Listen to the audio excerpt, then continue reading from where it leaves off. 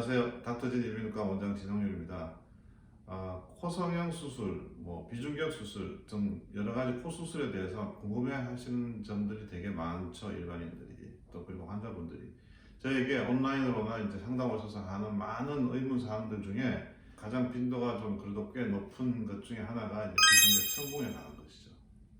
비중격 천공을 어떻게 치료하느냐, 왜 생기느냐 이런 것들이 이제 되게 궁금해하시는 사항들인데 제가 오늘 이 비중격 천공에 관해서 자세히 모든 것을 알려드리고자 합니다. 와우. 자, 비중격 천공이 뭔지, 비중격 천공이 왜 생기는 건지, 증상은 어떤 것인지, 치료는 어떻게 하고 예후는 어떤 건지 이것에 대해서 제가 오늘 설명을 드리고자 하는데 차례로 설명을 드리기 전에 먼저 비중격이 뭔지 여러분들이 간단하게 아시는 것이 중요할 것 같아서 제가 설명을 드리고자 합니다.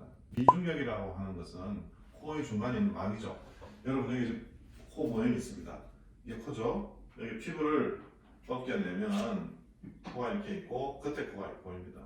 뼈와 연골 두 쌍으로 이루어져 있죠. 이거를 반으로 이렇게 나누어 보면 중간에 있는 이 양쪽 코를 가르고 있는 막이 있는데 이게 바로 비중격이죠. 여기 있는 앞쪽은 뼈, 앞쪽은 연골, 뒤쪽은 뼈로 이루어져 있습니다. 그리고 이게 콧등을 지지하는 역할을 하고 있죠. 그리고 이 비중격, 연골과 뼈의 좌우에는 점막이 덮고 있습니다. 그래서 비중격은 세 개의 층으로 되어 있는 거죠. 양쪽 점막과 중간에 있는 뼈, 연골. 자, 천공이 생겼다 하는 것은 이 뼈 연골이 없어진 것과 동시에 좌우에 있는 점막이 구멍이 났다는 이야기입니다. 천공이 생기면 여러 가지 문제가 발생할 수 있습니다. 그러면 이 비중격 천공이 왜 생기는지 여러분들이 궁금해 하실 겁니다. 비중격 천공이 생기려면 이 중간에 있는 연골과 뼈가 없어야 되고 좌우에 점막이 없어야 되는데 어떤 경우에 그러면 그런 일이 생길까요? 가장 흔한 원인은 첫 번째가 코 수술이죠. 비중격 수술입니다. 비중격이 휘어서 수술했던, 성형을 하기 위해서 연골을 채취하기 위해서 수술했던 간에 이 비중격 중간에 있는 뼈 연골이 없어지고 좌우에 이 점막이 손상이 되면 서로 이제 연결이 돼서 천공이 생기는 거죠. 또 그 이외에 흔한 원인으로서는 코피를 나가지고 코피를 잡기 위해서 코를 찢었는데 그 열 때문에 안에 있는 점막과 연골이 괴사가 되면서 천공이 생기는 경우도 있고요. 또 어릴 때 애들인 경우 갖고 놀던 수원전증 코 안으로 들어가면 수원이 독하기 때문에 이 안에 녹으면서 점막과 연골을 다 녹이는 경우도 있습니다. 또 코를 자주 파서 생기는 경우도 있어요. 성 비염이 있는 분들이 코 안에 이 스테로이드 스프레이 제제를 장기간 뿌리면 이 스테로이드 제제가 점막과 연골을 또 녹이는 역할을 해서 또 구멍이 나기도 합니다. 자, 이런 모든 흔한 원인 이외에 종양이 생겨서 구멍이 생기기도 하고 또 여러 가지 혈관염 때문에 구멍이 생기기도 하고 또 아무런 원인이 발견할 수가 없는데도 구멍이 생기는 경우도 있어요. 아주 드물지만. 자, 그럼 증상이 어떤 게 있을까요? 구멍이 생기면 코는 원래 양쪽으로 공기가 들어가야 돼요. 그래서 한쪽은 한쪽대로 공기가 들어가고 이쪽도 공기가 들어가서 이제 기관지를 해서 폐로 들어가게 돼 있죠. 근데 비중격에 구멍이 생기면 공기가 따로 들어가야 되지 않고 중간에서 합쳐집니다. 그러다 보면 와류가 생기는 거죠. 중간에서 공기가 돌면서 코가 답답하는 느낌을 가질 수가 있습니다. 그래서 숨쉬기가 좀 불편해지죠. 두 번째는 비중격이 구멍이 생기면서 주변에 뼈나 연골이 노출이 되다 보면 딱지가 많이 생기죠. 콧물이 거기에 들러붙게 되고 또 점막이 상해 있기 때문에 피가 나게 됩니다. 냄새도 나고 또 구멍이 아주 작은 경우에는 또 삑삑 소리가 나죠. 그리고 또 비중격이 심하게 천공이 된 경우에는 코가 주저앉기도 하죠. 안짱코라고 하는. 코를 지지하고 있는 게 비중격인데 그 구멍이 나다 보니까 심한 경우에는 콧등이 주저앉기도 하죠. 자, 그러면 이러한 비중격을 어떻게 수술하느냐, 이게 또 여러분들이 궁금해 하실 겁니다. 비중격 수술은 코 수술 중에서도 가장 어려운 부분에 속합니다. 그래서 제가 여러분들한테 말씀드리건데 비중격 천공을 수술하는 것은 굉장히 조심해야 된다. 두 번째, 그것을 수술할 수 있는 능력을 가진 사람은 그렇게 많지 않다. 아무리 이비인후과 전문의라 하더라도 천공은 함부로 수술할 수가 없어요. 비중격 수술의 성공률이 그렇게 높지 않습니다. 그러다 보니 여러분들이 이 비중격 천공을 뭔가 치료를 하고 수술을 하려고 할 때는 상당히 신중해야 된다는 걸 제가 말씀드리고 싶어요. 자, 그러면 치료는 어떻게 하냐? 예를 들어서 구멍이 너무 크고 도저히 메꿀 수 없으면 그냥 두는 것도 하나의 방법입니다. 증상이 있는 경우에 수술하지 않고 치료할 수 있는 방법 하나는 이제 튀어나온 뼈나 연골을 잘라내고 점막을 깨끗하게 하면 점막이 깨끗하게 아물면서 약간의 코막힘이 있을 수 있겠지만 그런 대로 지낼만 합니다. 불편한 증상들이 발생을 하면 이게 수술을 해야 되는데 이 수술하는 방법이 기본적으로 말씀을 드리면 일단 구멍난 좌우 점막을 다 코 안에서 끌어다 막아야 돼요. 그리고 중간에 없어진 연골과 비중격 대신에 뭘 넣어줘야 됩니다.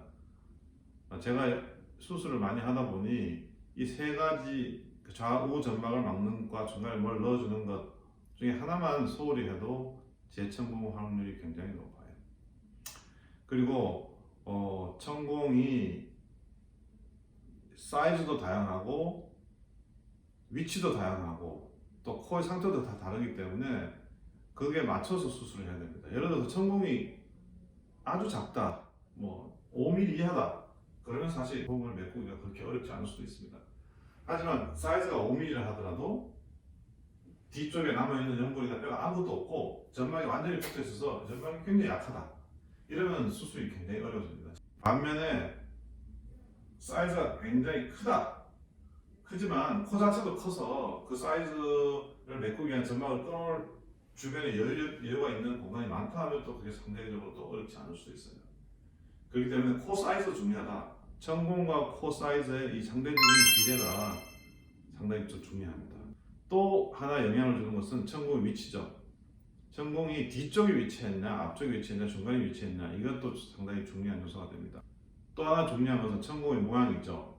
천공이 예를 들어서 길쭉하게 생겨서 위아래로 끌어당기면 쉽게 들러붙는 천공이면은 연결할 수 있는 천공이면 오히려 천공을 메우기가 쉽습니다. 하지만 동그랗게 생겼거나 이러면은 앞뒤 위아래 모두 다 끌어와야 되기 때문에 또 천공을 메꾸기가 힘들어지죠. 이런 다양한 것들이 천공의 성공 요소를 좌우하기 때문에 점막과 연골의 남은 상태를 관찰하고 코의 크기, 위치, 사이즈, 모양 이런 것들을 다 종합적으로 판단해야 여러분들이 과연 수술이 잘 될 거냐 이런 것들을 알 수가 있습니다. 제가 2006년부터 14년까지 30명의 환자를 수술을 했습니다. 30명의 환자를 수술해서 천공이 결과가 어땠는지 보여드리는 거죠.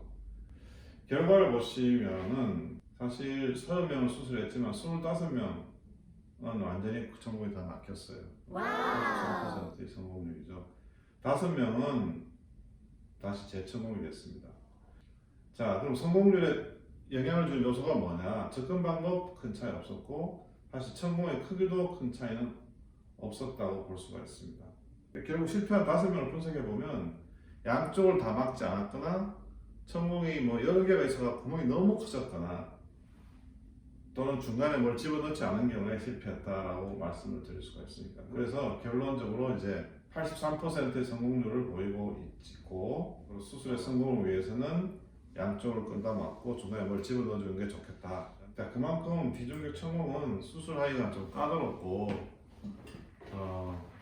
경험과 테크닉이 정말 요구되는 그런 수술입니다.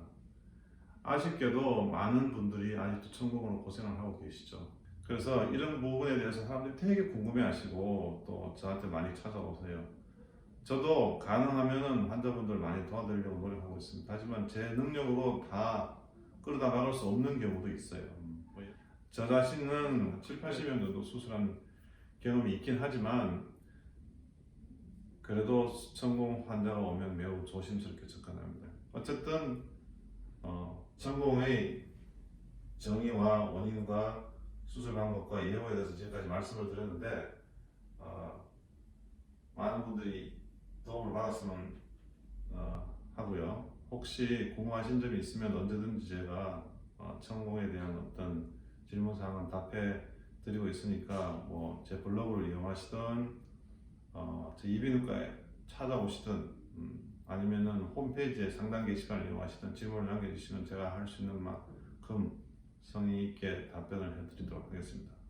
자, 오늘은 여기까지 천공에 대해서 말씀드렸습니다. 감사합니다.